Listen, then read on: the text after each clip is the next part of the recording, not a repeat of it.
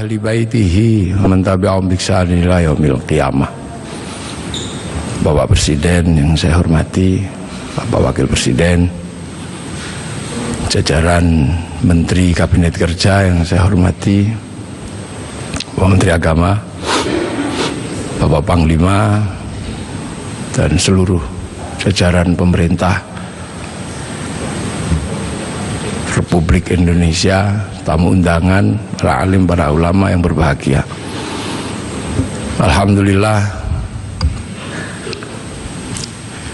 kita ini diberi kesempatan oleh Allah untuk bersama-sama berkumpul memperingati kelahiran Nabi kita, Nabi besar Muhammad SAW,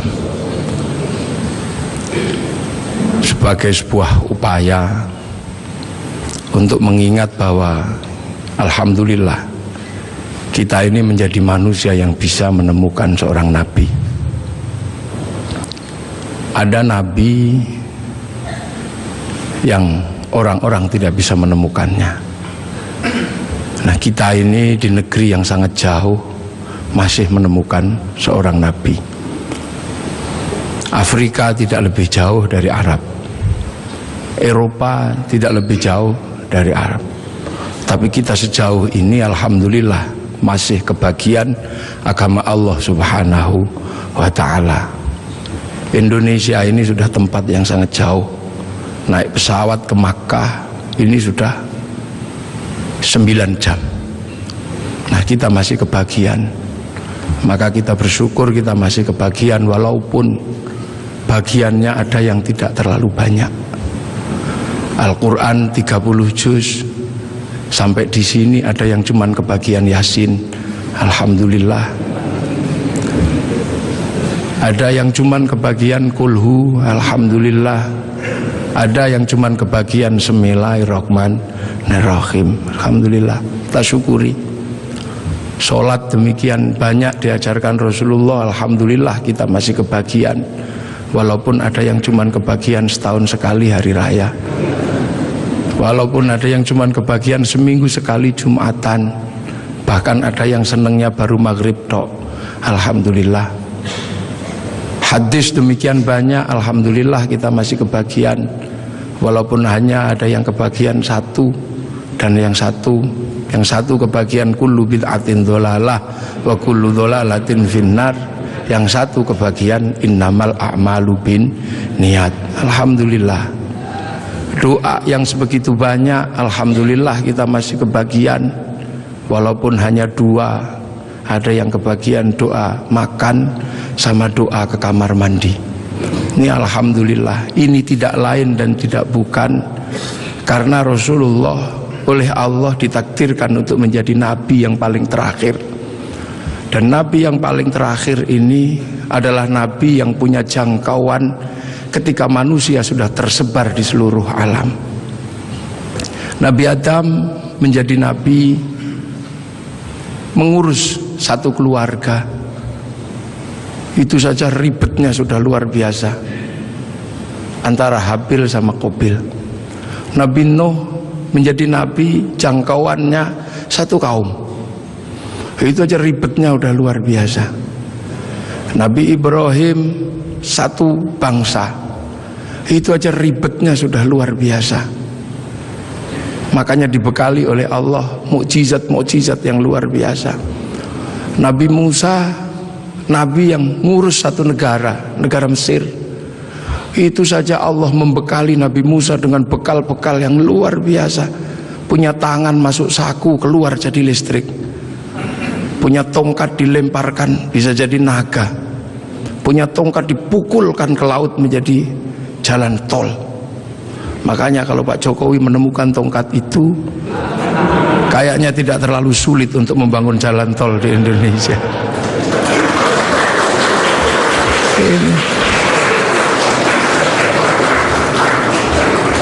Nabi-nabi Allah diutus, ada Nabi Daud diutus mengurusi satu negara, tapi punya kemampuan yang luar biasa. Tangan masuk tanah keluar menjadi logam, bisa dijadikan pedang, bisa juga dijadikan baju. Nabi Sulaiman jangkauannya satu negara, kelebihannya luar biasa. Nabi Sulaiman mampu membangun sebuah kota besar menggunakan tenaga jin, bisa berbicara dengan semut, bisa berbicara dengan burung, bahkan angin pun bisa diajak berbicara. Nabi Isa alaihissalam jangkauannya satu negara, satu bangsa sekitar Romawi, akan tetapi kemampuannya luar biasa. Manusia yang buta dipegang matanya bisa melek kembali, orang mati bahkan bisa dibangunkan. Wih, itu bangun. Nah, Nabi Muhammad adalah nabi akhir zaman yang jangkauannya bukan lagi jangkauan negara, bukan lagi jangkauan satu bangsa, tapi Nabi Muhammad punya jangkauan menjadi nabi untuk menjadi rahmatan lil alamin. Ini perbedaan nabi-nabi dengan Nabi Muhammad. Nabi Muhammad menjadi nabi ketika manusia sudah menjadi bangsa-bangsa, menjadi suku-suku, dan itu harus dijangkau semuanya. Makanya dari situlah Nabi Muhammad dilahirkan di kota Makkah. Kenapa tidak lahir di Bogor? Kenapa juga tidak lahir di Cina, tapi lahir di Makkah? Karena Makkah adalah guidance, Makkah adalah awal di mana manusia mengenal Allah Subhanahu wa Ta'ala. Karena di Makkah ada monumen paling tua di muka bumi yang Allah sebut sebagai inna awwala baiti wudi'a lin-nasi lalladzi bi Bakkah mubarakah wa hudal lil alamin. Di situ dibangun bangunan tua, bangunan tertua. Bahkan ada yang mengkaji itu sesungguhnya adalah petilasan pertama ketika Nabi Adam turun ke muka bumi, memberikan tanda di situ agar manusia punya guidance kalau harus kembali kepada Allah. Dan di Makkah pula terjadinya pertukaran antara laki-laki dan perempuan dalam wilayah yang paling tersembunyi antara Nabi Adam dan Siti Hawa. Pertemuan itu diabadikan oleh Allah dengan sebuah tugu yang sangat dikenal dengan nama Jabal Rahmah. Dan dari situ kemudian manusia menjadi beranak pinak, manusia menjadi bangsa, menjadi suku yang tetap di Arab. Kita bisa lihat dengan wajah yang tetap cantik dan tetap ganteng. Yang pindah ke Eropa berubah menjadi tinggi besar dengan rambut merah. Yang ke Cina berubah menjadi sipit dengan pipi yang agak tembem kayak bakpao. Kemudian yang pindah ke Afrika berubah menjadi hitam gosong, yang bisa kita lihat hitam kulitnya. Nah, yang ke Indonesia berubah jadi seperti kita, kecil-kecil, pesek-pesek, seperti inilah ini. Nah, ini semua akan dijangkau dalam konsep rahmatan lil alamin. Nah, manusia ketika berpindah-pindah, guidance itu hilang. Maka Allah kemudian mengutus seorang nabi untuk mencari guidance itu. Diutuslah Nabi Ibrahim alaihissalam untuk menemukan itu. Dan alhamdulillah Nabi Ibrahim ditemani oleh putranya namanya Ismail dan istrinya namanya Hajar, menemukan kembali situs di mana manusia harus kembali kepada Allah. Situs itu dibangun ulang sama Nabi Ibrahim dan berdoa, Rabbana inni askantu min dzurriyyati biwadin ghairi dzi zar'in 'inda baitikal muharram Rabbana liyuqimus sholata waj'al afidatan minan nasi tahwi ilaihim warzuqhum minas thamarati la'allahum yashkurun. Maka karena Nabi Ibrahim menemukan guidance itu, Nabi Ibrahim menjadi orang yang paling terkenal di muka bumi dengan nama yang berbeda-beda. Ada yang menyebut Ibrahim, ada yang menyebut Abraham, bahkan ada yang menyebut sebagai Brahma. Walaupun ini butuh penelitian yang sangat luar biasa mendalam. Kenapa? Karena Nabi Ibrahim ini punya simbol yang kemudian diduplikasi oleh seluruh manusia di muka bumi. Di India ada simbol yang mirip dengan simbol yang ditinggalkan oleh Nabi Ibrahim. Ini butuh kajian mendalam dan ini mesti saya sampaikan dalam sebuah forum kenegaraan seperti ini. Karena ini yang akan mengurai benang kusut antara manusia di muka bumi dengan lahirnya Rasulullah Muhammad sallallahu alaihi wasallam. Umat Islam mengenal Ka'bah, sebuah batu dengan tengah yang tidak ada isinya apa-apa, kosong. Di India ada bangunan yang sama, batu dengan isi yang tidak ada isinya di tengah, namanya stupa. Di Islam ada namanya Jabal Rahmah, sebuah tugu batu, kemudian Di India dikenal ada yang namanya Linggayoni. Ada air yang namanya Zam-Zam. Kemudian ada air yang bernama Gangga Yamuna. Ada perjalanan suci dengan kain selempang. Di sini ada berwarna putih, di sana ada berwarna kuning. Selesai perjalanan suci, ada urusan yang sama terkait dengan urusan rambut. Yang di sini tahallul, yang di sana digundul.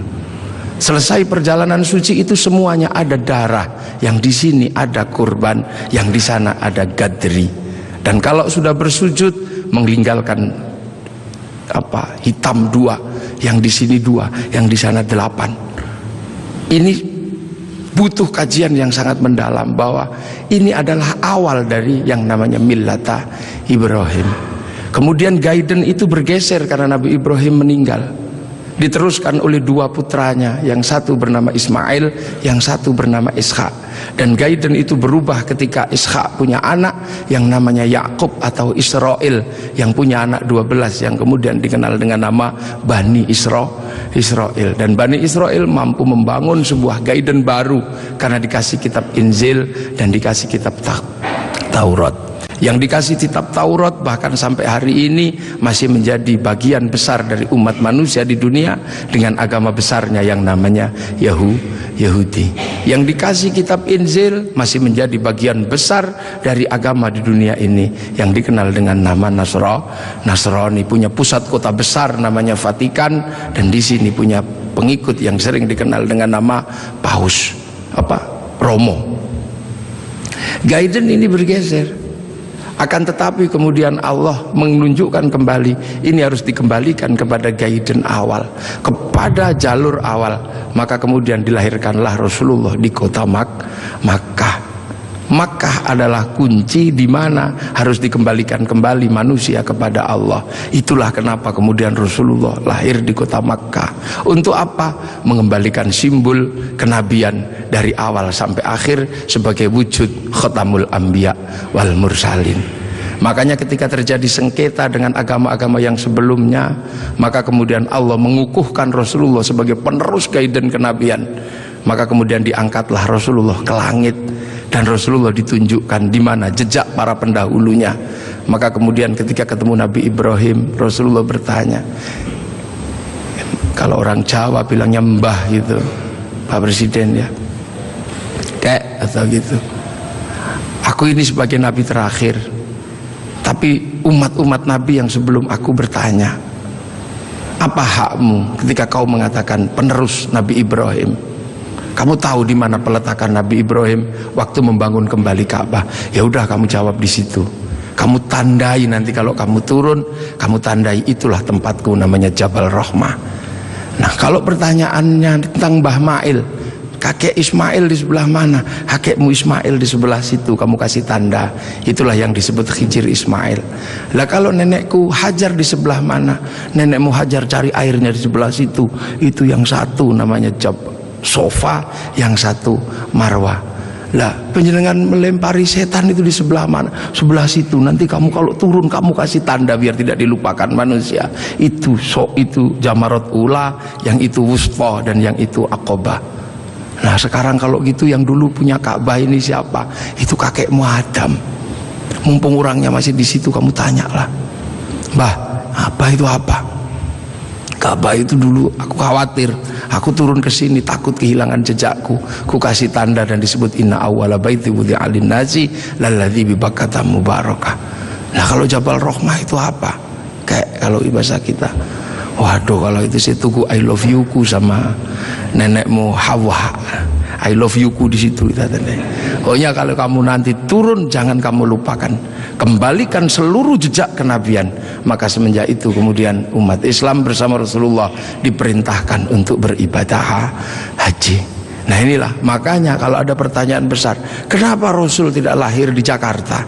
Kenapa Rasul tidak lahir di mana? Karena Rasul adalah khatamul anbiya wal mursalin, dan jejak kenabian yang mengarahkan kepada Allah ada di Makkah, dengan situs tertuanya adalah Ka'bah. Pemahaman tentang Rasulullah lahir di Mekah ini juga akhirnya menjadi kunci. Kunci apa? Kunci bagi kita semua bahwa kita bukan orang Makkah, kita orang Indonesia. Rasul di Makkah, Rasul ini lahir di Arab. Maka kemudian pelajaran Islam pertama didedikasikan untuk mengajari orang Arab agar kembali kepada Allah. Dan Rasul tidak pernah kemana-mana. Rasul mengajarkan Islam hanya sampai di kota Madinah. Setelah itu dalam waktu 22 tahun Rasulullah meninggal. Nah, memahami Rasul yang lahir di Mekah adalah menjadi tonggak. Lantas bagaimana bisa Rasul yang ada di Makkah bisa sampai ke Indonesia ajarannya, dan 90% penduduk Indonesia mengikuti Rasulullah Muhammad sallallahu alaihi wasallam. Ini pasti bukan sesuatu yang mudah. Dalam bahasa Al-Quran, siratal mustaqim, ada yang namanya siratal ladzina an'amta alaihim. Dan inilah yang membuat kemudian kita dengan peringatan Maulid akan ada sesuatu yang bisa sangat menjadi refleksi dasar antara Makkah sama Madinah, antara punya sejarah yang sangat panjang, dan itu bukan datang dengan tiba-tiba. Rasulullah di sana mengajarkan orang-orang sana dengan gaya di sana. Rasulullah sangat terkenal ketika mengajarkan Islam. Rasul bukanlah orang yang keras, Rasul juga bukan orang yang membabi buta. Rasul dijelaskan, anitum harisun alaikum bil mu'minina raufur rahim. Rasul begitu berharap bagaimana umat ini kembali kepada Allah. Maka Rasul punya sistem pembelajaran kepada umatnya dengan cara yang berbeda-beda, dengan cara yang sederhana. Ada yang pinter kelasnya Sayyidina Ali, diajarkan dengan cara standar orang pinter. Ya Ali, kamu sholat. Ali, iya ya Rasul. Yang khusyuk, ya. Nanti kalau kamu khusyuk, kamu akan saya kasih serbanku yang hijau atau yang merah, terserah kamu pilih yang mana. Sayyidina Ali sholat, selesai sholat langsung menyatakan, yang hijau ya Rasulullah. Pasti kamu gak khusyuk karena kamu menginginkan yang hijau. Ulangi lagi, dan begitu seterusnya, sampai akhirnya Sayyidina Ali ketika sholat dipanah kakinya tidak kerasa. Setelah itu Rasulullah mengimami sholat orang-orang dengan kelas-kelas kayak Sayyidina Ali. Tapi bagi kelas yang kedua menjadi masalah. Kelas pertama ketika Rasulullah sholat, di belakangnya langsung sama-sama mengikuti Rasulullah dhahiran wa batinan, dengan badan dan dengan hati. Tapi yang belakang bermasalah karena mereka punya kebiasaan ratusan tahun bahkan ribuan tahun menyembah berhala. Ada wujudnya dan ada namanya serta bentuknya beda-beda. Maka Rasul ditanya, bagaimana ya Rasul yang belakang tidak bisa? Maka Rasul minta sama Allah, ya Allah, yang depan bisa, yang belakang tidak bisa. Ya sudah, akhirnya diajari sama Allah. Allah cukup mengajarkan, u'budullaha ka'annaka tarahu fa illam takun tarahu fa innahu yaraka. Beribadahlah engkau kepada Allah seolah-olah engkau lihat Allah. Tapi kalau kau nggak lihat Allah, yakin Allah lihat engkau. Maka kemudian para sahabat yang di belakang, yang tidak sekelas Sayyidina Ali, ketika sholat cuma Allahu Akbar, matanya tidak boleh terpejam. Karena apa? Harus mencari Allah. Ka'annaka tarahu, seperti engkau melihat Allah. Maka dilihat kemana. Akhirnya tidak terlalu susah yang di belakang bisa lihat di sini. Tapi ketika engkau lihat kemanapun Allah kamu gak lihat, kamu cukup yakin bahwa kamu sedang dilihat oleh Allah. Maka sholat menjadi mudah bagi orang yang tidak sekelas Sayyidina Ali. Sholat boleh melihat apa saja, bahkan boleh mendengarkan suara bakso, bahkan boleh melihat sarung yang bolong. Tapi tidak boleh, karena harus ingat bahwa sedang dilihat Allah, maka tidak boleh pesen bakso rong mangkok, itu tidak boleh, 2 mangkok tidak boleh. Nah akhirnya yang depan yang pinter bisa sholat, yang belakang bisa sholat. Bahkan ketika Rasulullah menghadapi para sahabat yang berbeda, Rasulullah lagi ngajar ngaji, tiba-tiba dari belakang ada yang teriak, mat, mat, mat. Ini sesuatu yang tidak lazim waktu itu. Karena apa? Semua dilarang menyebut Rasulullah dengan sebutan mat atau Muhammad. La taj'alu du'a ar-rasuli bainakum ka du'a'i ba'dikum ba'dha. Akan tetapi ada sahabat, mat, mat. Sahabat Umar sudah marah. Ini orang dari mana? Gak punya sopan santun sama sekali. Rasulullah cuma bilang, udah paling dia dari kampung. Suruh masuk, suruh masuk. Akhirnya begitu suruh masuk ke dalam masjid, bukannya apa-apa, bilang, mat, Apa? Aku pengen kencing. Ya sudah, kencing lah. Disuruh cari toilet, ternyata nggak cari toilet, malah kencing di dalam masjid. Sayyidina Umar sudah nggak tahan melihat kelakuan seperti ini, maka kemudian tariklah pedang Sayyidina Umar, mau dipenggal ini kepalanya. Rasulullah cuma mengatakan, Umar jangan, begini-begini juga umatku, ini datang dari kampung yang sangat jauh, di kampungnya memang terbiasa kalau kencing sembarangan, ada bantrek juga dikencingi, ada selokan dikencingi, gini-gini juga umatku, gini-gini juga santriku, tapi ini santri dari Bogor. Ibaratnya begitu. Dan itu akhirnya diabadikan oleh Allah. Wajah amin aqsal Madinah, datang seorang dari pelosok. Kalau Allah sudah menggunakan bahasa aqsa, itu artinya adalah jauh, yang sangat jauh. Kalau dalam bahasanya Bapak Presiden namanya Jabal Kat, tidak tahu entah di mana. Kalau jauh gitu aja bait. Rasulullah yang diopeni macem-macem. Ada yang senengannya tidur di masjid, tapi ibadahnya bolong-bolong. Kalau Rasulullah datang, dia langsung bangun pertama kali, salaman, cup, tidur lagi. Ini ada di zaman Rasulullah. Kemudian setelah Rasulullah selesai sholat, Rasulullah digandoli, Pak Presiden, digandoli gini. Kemudian bertanya, ya Rasul, apa? Kapan kiamat itu? Kamu tuh jangan tanya kiamat. Kayak kiamat itu pakai ibadah, pakai bekal. Kamu tak lihat cuman tidur tok, suluman salaman. Bekalmu apa? Bekalku bukan itu ya Rasul. Kenapa? Cinta sama engkau ya Rasul. Cinta tok, nggak jalan? Enggak ya Rasul. Cinta kan tidak harus memiliki ya Rasul. Akhirnya ya sudah, kalau kau cinta aku. Rasul pergi. Ketika Rasul pergi, digandoli lagi. Ya Rasul, ada apa lagi? Aku sudah jujur sama engkau ya Rasul. Ada apa? Aku kan cinta sama engkau. Engkau cinta sama aku nggak ya Rasul? Ya iya, wong kamu cinta sama aku ya cinta sama engkau. Nah kalau gitu ceritanya, Rasul kan kalau cinta sama aku ini yang penting. Orang cinta kan nggak mungkin tega meninggalkan kekasihnya di neraka. Makanya Rasul pasti nggak tega besok kalau cinta sama aku meninggalkan aku di neraka. Iya, nanti kamu tak ajak ke surga. Man ahabbani kana ma'i fil jannah. Asbabul wurudnya hadis itu adalah itu. Kemudian saking senengnya dia lari, yes gitu, lari. Begitu dia lari, Sayyidina Abu Bakar datang tergopoh-gopoh. Ya Rasul, bener nggak yang tadi itu cinta tok masuk surga? Iya ya Abu Bakar, cinta tok ya Rasul. Iya. Maka Sayyidina Abu Bakar, dia cinta tok akan dibawa Rasul ke surga. Kayaknya aku lebih mungkin ini, anak tak kasihkan, unta tak kasihkan, kayaknya aku ini lebih mungkin. Sayyidina Abu Bakar langsung joget ini, iya, muter sampai jubahnya terangkat. Inilah yang akhirnya jadi manhaj torekohnya Sayyid Jalaluddin Rumi, yang dikenal dengan torekoh Maulawiyah, yang sekarang dikenal dengan nama Tahrisu Sufi. Bahkan Rasulullah pernah satu ketika Makkah geger gara-gara ada apa? Ada orang tawaf dari kampung, saking bodohnya dia tawaf cuma dengan satu kalimat, ya Karim, ya Karim, ya Karim, ya Karim, ya Karim, ya Karim. Sahabat bingung, ya Rasul, kayaknya ada aliran sesat ya Rasul. Sesat bagaimana? Ini ada orang dari pagi tawaf cuman ya Karim, ya Karim. Maka Rasulullah mengikuti, ini bener nggak? Ada beneran. Diikuti Rasulullah dari belakang, ada ya Karim, ya Karim. Lama-lama Rasul mengikuti orang ini, ya Karim, ya Karim, ya Karim. Kenapa? Rasul nggak tahan, ngikuti juga, ya Karim, ya Karim.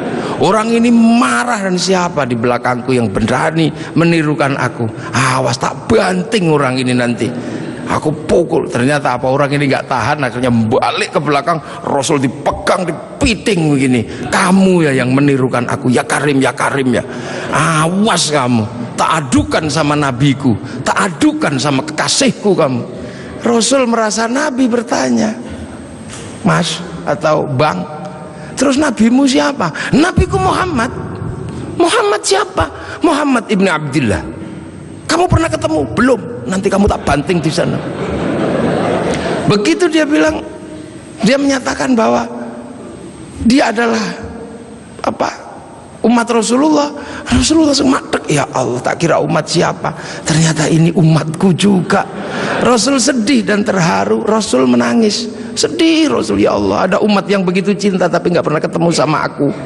Maka begitu lihat Rasul menangis, orang ini semakin bersemangat. Nah, gitu aja nangis. Tadi nirukan ya Karim, ya Karim. Akhirnya apa? Ya Allah, Rasul menangis, aras berguncang. Kemudian malaikat Jibril turun, ya Muhammad, kenapa engkau menang? Dibanting orang ini kamu. Enggak ya Jibril, jangan salah paham. Orang ini tadi tawaf ya Karim menggemparkan masyarakatku. Aku ikuti, ternyata benar ada dan aku nggak kuat, aku tirukan. Dia marah dan inilah kejadiannya. Aku dibanting sama dia dan aku mau dibilang sama nabinya, sama kekasihnya. Lah aku tanya, nabimu siapa? Muhammad.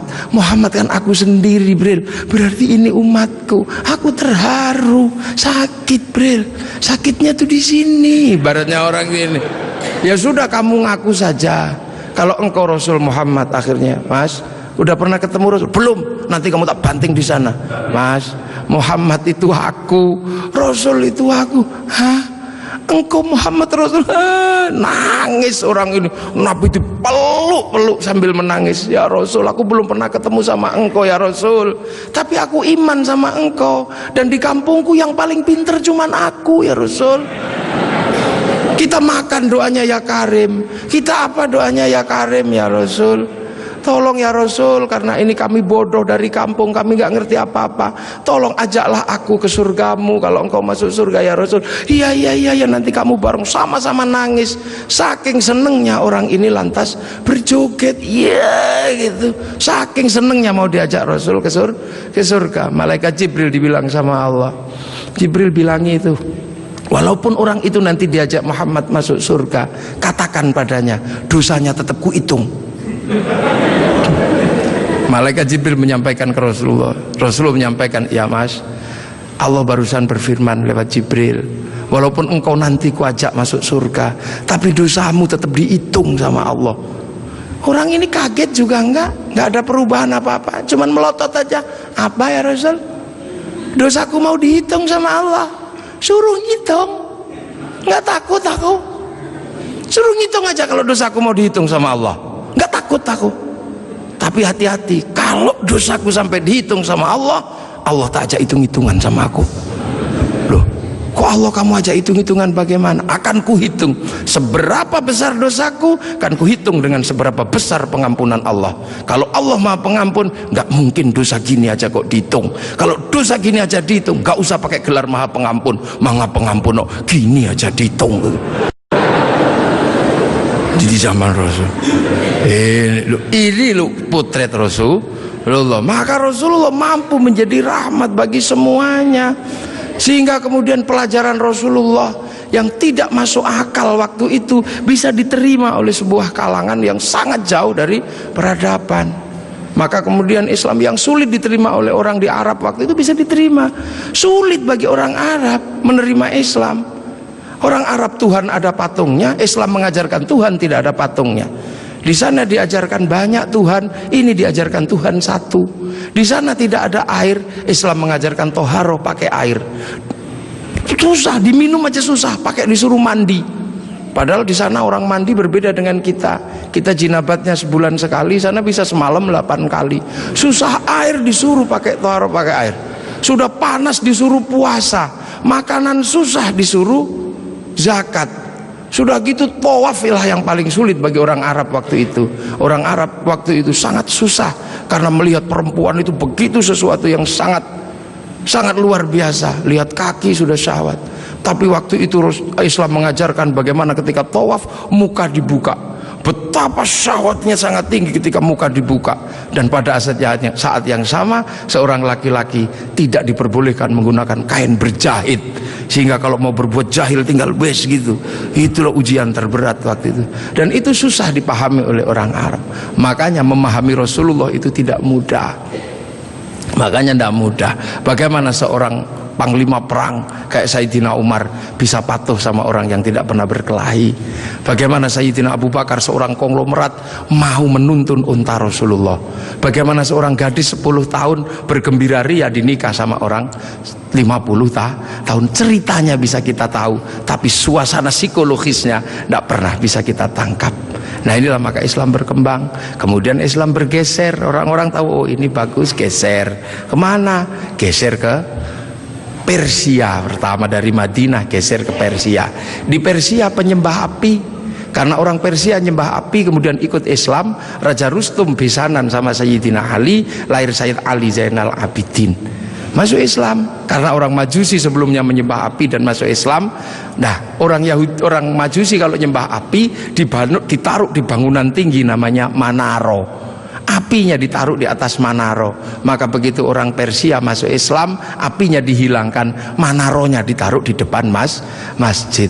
Seluruh dunia Islam melihat Manaro kok bagus di depan masjid, maka kemudian semua berlomba-lomba bikin Manaro. Sampai Jakarta bernama Menara. Tiangnya adalah tinggalan orang Majusi. Lah kemudian di situ terjadi peristiwa yang luar biasa. Setelah itu, sebelum sampai ke sini, terjadi peristiwa luar biasa. Pada tanggal 10 Asyura, seluruh cucu-cucu Rasulullah terbunuh oleh Yazid bin Muawiyah. Maka bulan Asyura adalah bulan duka kaum muslimin dunia.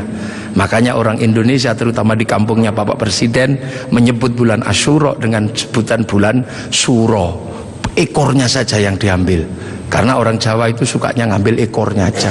Muhammad diambil mat, Asyura diambil suro. Makanya di bulan Asyura orang berduka karena terbunuhnya cucu Rasulullah. Maka di Jawa ada tradisi tidak mantu, tidak nikahkan anak, itu karena bulan duka. Di Jogja ada yang namanya keliling beteng. Maksudnya di bulan Suro jangan terlalu banyak mulut, jaga mulut. Nah di Solo mengikuti kebo Kiai Slamet, kalau kebonya keluar taiknya diusapkan ke seluruh tubuh. Ini bulan duka, jangan bersolek. Dan biasanya bulan Asyura di Indonesia diikuti dengan santunan anak yatim. Nah inilah. Dan dari situ terus Islam bergerak, makanya monumen-monumen itu.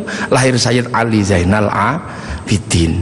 Lah Sayyid Ali Zainal Abidin kemudian bergeser, punya anak Sayyid Muhammad Baqir, menjauh punya anak Sayyid Ja'far Shadiq, menjauh diteruskan sama Sayyid Ali Uraidi, menjauh diteruskan sama namanya Sayyid Muhammad, diteruskan Sayyid Ubaidillah, teruskan Sayyid Isa Naqib, diteruskan sama Sayyid Ahmad Al-Muhajir, teruskan Sayyid Alwi, teruskan Sayyid Muhammad, teruskan Sayyid Alwi, diteruskan namanya Sayyid Ali Khalid Qasam, teruskan putranya namanya Sayyid Ahmad Sohib Mirbat, teruskan namanya Sayyid Alawi Amil Faqih, punya anak Sayyid Abdul Malik sampai Mongolia, punya anak Sayyid Ahmad Jalaluddin sampai Campa, punya anak Sayyid Muhammad sampai Pase, dan punya anak Sayyid Jamaluddin Al-Husaini Al-Kabir sampai tanah Nusantara di pedalaman, yang kemudian karena turunnya di Jawa, Sayyid Jamaluddin Al-Husaini Al-Kabir, orang Jawa punya Hono Coroko, maka kemudian di Jawa dikenal dengan nama Syekh Jumadil Kubro. Dan disitulah kemudian Islam ketemu dengan kebudayaan peradaban Nusantara.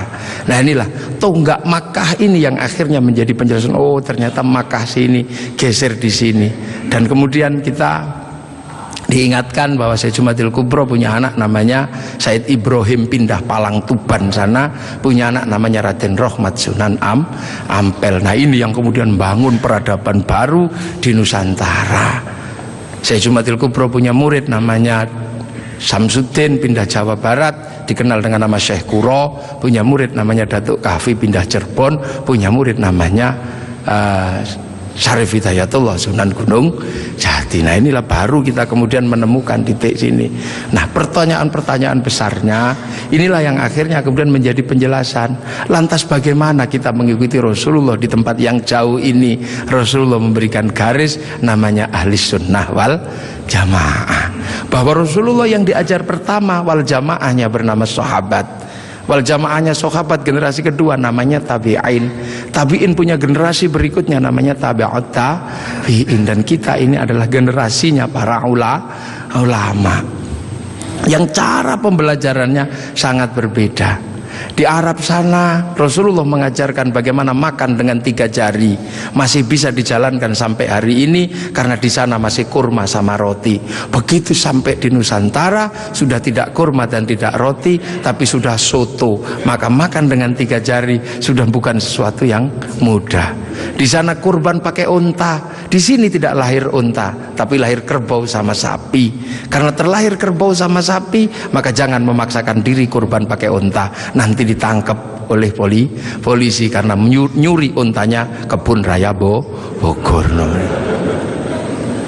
Ini di sana masih bisa pakai jenggot dengan utuh, tapi di sini rasnya adalah ras Mongoloid, sudah tidak punya jenggot. Inilah maka ulama-ulama awal yang datang ke sini tidak pernah ribut masalah simbol-simbol yang tidak bisa dilakukan oleh orang Indonesia. Nah, sekarang ini tugas pemerintah karena banyak orang yang kemudian lupa kedudukan itu, kemudian memaksakan menjadi orang dipaksa langsung ikut seperti Rasulullah. Nah, ini yang harus kita pahami, bahwa kita ini berkedudukan sangat jauh. Quran saja berbeda-beda ketika mengajarkan. Di awal Rasulullah Quran tidak ditulis. Kenapa? Karena sahabat apal Quran. Orang apal tidak perlu menulis. Saya apal wajah istri saya, nggak pernah bawa fotonya kemana-mana, karena saya apal. Makanya ibu-ibu yang fotonya dibawa kemana-mana jangan seneng dulu. Jangan-jangan karena belum apal. Lalu kemudian setelah Rasulullah meninggal, sahabat nulis Quran. Nulis Quran sahabat. Untuk apa? Untuk tabiin yang tidak ketemu Rasulullah. Tiba-tiba generasi sahabat meninggal, tabiin mengajar bawahnya. Qurannya sahabat terlalu pinter, cuman lungkik-lungkik kayak cacing gitu aja. Maka kemudian dikasih titik oleh Abul Aswad Ad-Du'ali. Disebar lagi, generasi pertamanya hilang, titik-titik nggak cukup, maka dikasih fathah, kasroh, dhamma atau syakal. Yang ngasih syakal Syekh Khalil bin Ahmad Al-Farahidi. Disebar lagi, yang baca Quran karena Islam rahmatan lil alamin bukan lagi orang Arab semata.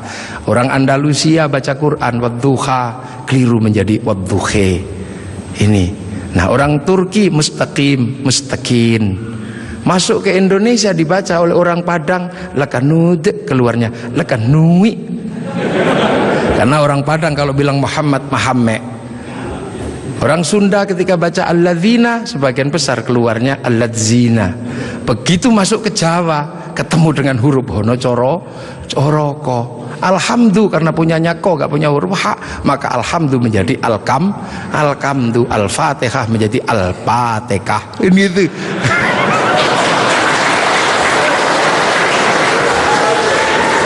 Nah, ini orang kalau ngerti proses kodifikasi Quran pasti tahu.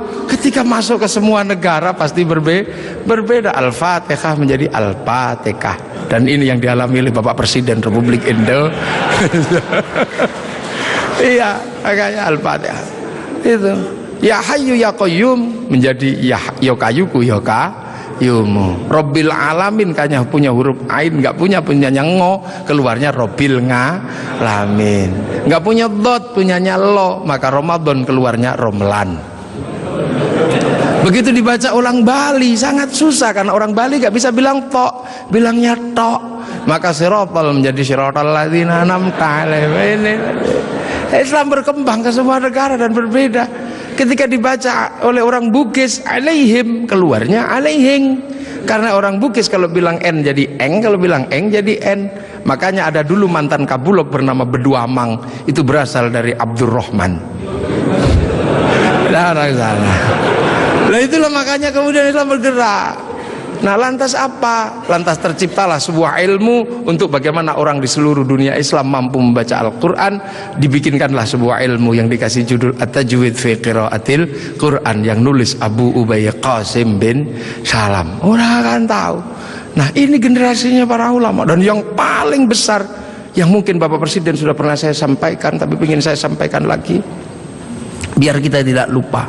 Ada perubahan besar ketika masuk ke tanah Nusantara, di mana waktu itu tanah Nusantara sangat susah dimasuki Islam. Kenapa? Ini bangsa sudah sangat beradab. Bangsa ini bukan bangsa kecil.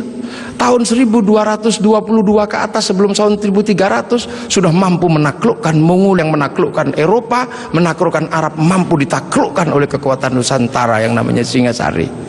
Makanya hal itu bisa kita lihat betapa kita bangsa punya tinggalan-tinggalan yang luar biasa. Orang Arab punya alat musik yang namanya terbang, terbuat dari kayu dan kulit. Orang Eropa punya alat musik yang namanya gitar, terbuat dari kayu dan tali. Tapi orang Nusantara salah satu alat musiknya adalah gamelan, terbuat dari logam. Hanya bangsa yang menguasai ilmu pertambangan yang maju dan penguasaan metalurgi yang mapan mampu membuat alat musik dari logam. Dalam cerita-cerita besar, kita juga punya cerita besar yang sama. Orang Eropa punya cerita tentang Cinderella, kita punya cerita bawang putih, bawang merah. Orang Eropa punya Samson, orang Arab punya Sam'on, kita punya Bandung Bondowoso, kita punya Sangkuriang, kita punya si pahit lidah.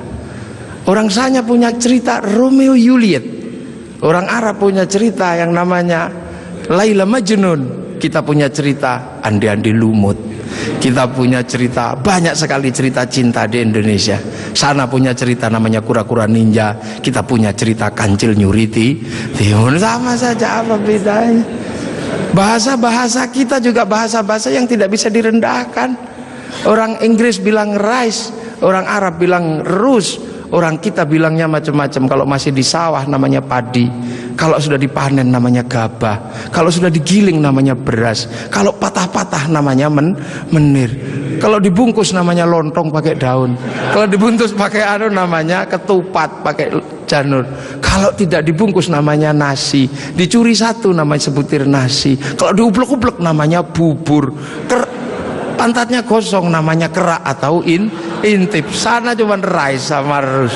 Ini yang kita tidak boleh malu menjadi bangsa Indonesia. Semua yang kita miliki sama. Ini menandakan bahwa kita pernah menjadi sebuah bangsa yang besar, berkasta-kasta, berbeda-beda. Maka kemudian Islam mulai memperkenalkan konsep besar sehingga kita punya bangsa dan negara. Konsep besar apa? Diperkenalkanlah bagaimana hidup bersama, saling menjaga. Diperkenalkan konsep besar namanya musyarakah, yang akhirnya dikenal dengan bahasa masyarakat. Kalau sudah jadi musyarakah, semua harus saling mengerti dan saling bertanggung jawab. Maka diajarkanlah menggunakan kalimat Rasulullah, kullukum ra'in wa kullukum mas'ulun an ra'iyati. Raja dan hamba dihilangkan, diganti dengan ra'iyah, yang diserap ke bahasa Indonesia menjadi rakyat. Dan satu-satunya bangsa Islam di dunia yang mampu mengadaptasi kalimat ra'iyah menjadi rakyat hanya ulama-ulama Indonesia. Hanya ulama Indonesia. Nah, kenapa? Karena kita ini pilihannya berbeda. Pilihan bangsa yang disebut waja'alnakum syu'uban wa qabaila, disinilah tempatnya. Arab tidak ditemukan bangsa yang berbeda, mereka satu bangsa. Eropa satu bangsa, Arab satu bangsa dipikul puluhan negara, Eropa satu bangsa dipikul puluhan negara. Tapi disinilah ada satu-satunya tempat puluhan bangsa bisa dipikul oleh satu negara, Kesatuan Republik Indonesia. Makanya harus disatukan. Tidak ada lagi raja hamba, yang adalah ra'iyah. Kalau sudah ra'iyah, tidak boleh lagi menyebut kafir. Kenapa? Karena kafir adalah orang yang menentang Allah dan memusuhi kaum muslimin. Kalau sudah hidup bersama namanya dhimmi. Kalau sudah saling bertanggung jawab namanya ra'iyah. Maka ketika para ulama sudah menyebut kita dengan sebutan rakyat, jangan lagi kau turunkan derajat ra'iyah menjadi derajat kafir. Maka tidak ada lagi kata kafir di Indonesia, karena sudah ra'iyah atau rakyat. Ini kenapa para ulama sepuh tidak ada yang menyebut kafir. Kemudian ra'iyah kalau berkumpul diajarkan bagaimana hidup bersama, berbahagialah, berbicaralah dengan baik-baik. Maka konsep yang ditawarkan adalah wasyawirhum fil amri. Maka kemudian ra'iyah yang hidup bersama dan berbicara secara bersama disebut musyawarah. Kalimat wasyawirhum fil amri. Kemudian kalau bermusyawarah jangan menang-menangan sendiri, berbagilah, saling bertoleransi. Maka kemudian lahirlah konsep besar, konsepnya disebut tafassahu fil majalis. Maka kemudian muncullah istilah majelis. Dan ketika para ra'iyah mengangkat pemimpin, harus seluas cakrawala yang pernah diajarkan Allah, wasi'a kursiyyus samawat, maka kedudukannya adalah bernama kursi. Ada kursi presiden, ada kursi DPR, ada kursi menteri. Karena daerah ini yang membangun adalah para wali, maka kawasan ini disebut wilayah. Kalau saya mau tanya, Di mana negara dengan konsep dasar keagamaan Islam yang mampu membangun sebuah struktur negara hari ini itu ada di Indonesia. Maka jangan kau sebut negeri ini negeri tauhid, karena ra'iyah, musyawarah, termasuk kursiyun, termasuk majelis, termasuk wilayah bukan menjadi bahasa orang nongkrong, tapi ini adalah bahasa resmi negara yang tertuang dalam Undang-Undang Dasar Negara Republik Indonesia tahun 1945. Dan inilah yang membuat kita, makanya insya Allah kita ini akhirnya alhamdulillah kita akhirnya tahu, oh ternyata kita ini pengikut Rasulullah, tapi bukan pada pangkat sahabat, bukan pada pangkat tabiin, tapi kita pengikut Rasulullah pada pangkat muridnya para ulama. Makanya biasa saja kadang di sini kayak gini kita diajarkan bagaimana hidup bersama, karena kita wal jamaah Indonesia. Makanya Bapak Presiden waktu kecil pasti dengar orang di Jawa sana kalau sholat zuhur mestinya 11:30 Pak Pratik ya, itu bisa mundur sampai 1:30. Kenapa? Karena jamaahnya masih ada di sawah. Terus Allahu Akbar, Allahu Akbar, sambil nunggu. Lantas pujian Robana datang, ada tombowati karena capek nunggu ya pegel, sampai ada diuruki anjang. Loh, itu cara di sini. Terus sholat. Nah sholat di sini Allahu Akbar, karena sinyalnya jauh, kita ini pemancar lokal. Biasa sinyalnya suka hilang kan. Allah, ada bakso gitu, ding ding, sinyalnya hilang. Bakso gitu. Nah inilah Indonesia. Makanya karena sinyal yang hilang, habis itu para ulama mengajarkan kalau kepalamu bocor seperti itu, nggak inget Allah, inget apa, udahlah kalau habis sholat ditambal. Maka habis sholat ada zikir la ilaha illallah, la ilaha illallah. Nah sekarang ada yang protes, kenapa berzikir pakai gini-gini? Bukankah sahabat kalau zikir terdiam? Sahabat murid Rasulullah terlalu dekat dengan Rasulullah, batinnya wusul kepada Allah sampai ke sana. Kalau wal jamaahnya ulama disuruh diam begini, tidur. Nah puasa juga sama. Orang Indonesia kalau puasa nggak terlalu khusyuk karena keluar rumah ada belimbing, ada jambu. Kalau di Arab keluar rumah ketemunya padang pasir lebih khusyuk. Maka di sini lebih sering disuruh tidur gitu. Dalilnya apa? Naumuso imin ibadatur. Nah kalau malam pakai doktek.